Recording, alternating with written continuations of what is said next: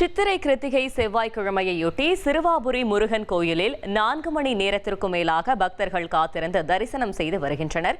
கூடுதல் தகவல்களை செய்தியாளர் பாஸ்கர் வழங்கிட கேட்கலாம். பாஸ்கர், வணக்கம்.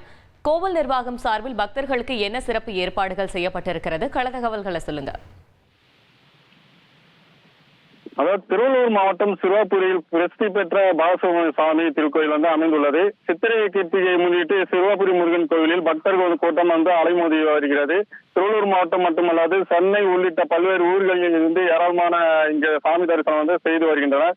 பொது தரிசனம் 50 ரூபாய் மற்றும் 100 ரூபாய் கட்டணம் என தரிசனம் என அனைத்து வரிசைகளும் பக்தர்கள் கூட்டம் அதிகமாக காணப்படுகிறது. சுட்டெரிக்கும் வெயிலும் பொருட்படுத்தாமல் கோயிலுக்கு வெளியே நீண்ட வரிசையில் காத்திருப்பு மண்டபம் வழி கோயிலுக்குள் சுமார் 4 மணி நேரம் காத்திருந்து பக்தர்கள் சாமி தரிசனம் செய்து வருகின்றனர்.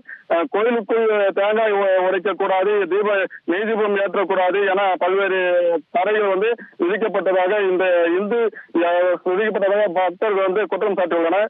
இது இந்து கோயிலா அல்லது கிறிஸ்தவர் கோயிலா என பக்தர்கள் ஆதரவு தெரிவிக்கின்றனர்.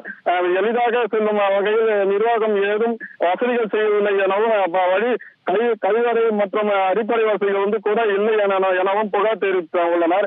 இதனிடையே உள்ளூர் பக்தர்கள் விஐபிகள் வழி கோயிலுக்குள் செல்வதற்காக பக்தர்கள் முண்டியடித்தபடி செல்வதால் பரபரப்பு நிலவி வருகிறது. சித்திரை கிருத்திகை முன்னிட்டு முன்னெச்சரிக்கை நடவடிக்கை ஆலயத்தில் அருகே 108 ஆம்புலன்ஸ் வாகனம் தயார் நிலையில் வைக்கப்பட்டுள்ளது.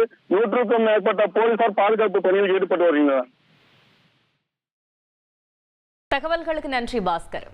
திருப்பூர் மாவட்டம் பல்லடம் அருகே உள்ள சித்தம்பலம் புதூர் கிராமத்தில் மாகாளியம்மன் கோவிலின் பொங்கல் பூச்சாட்டு மற்றும் திருக்கல்யாண உற்சவ விழாவை முன்னிட்டு கும்மியாட்டம் நடைபெற்றது.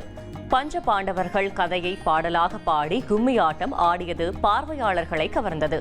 இந்த கும்மியாட்டத்தை அரசு விழாக்களில் சேர்க்க வேண்டும் எனவும் அந்த குழுவினர் கோரிக்கை விடுத்துள்ளனர். செய்திகளை உடனுக்குடன் தெரிந்து கொள்ள உடனே சப்ஸ்கிரைப் பண்ணுங்க.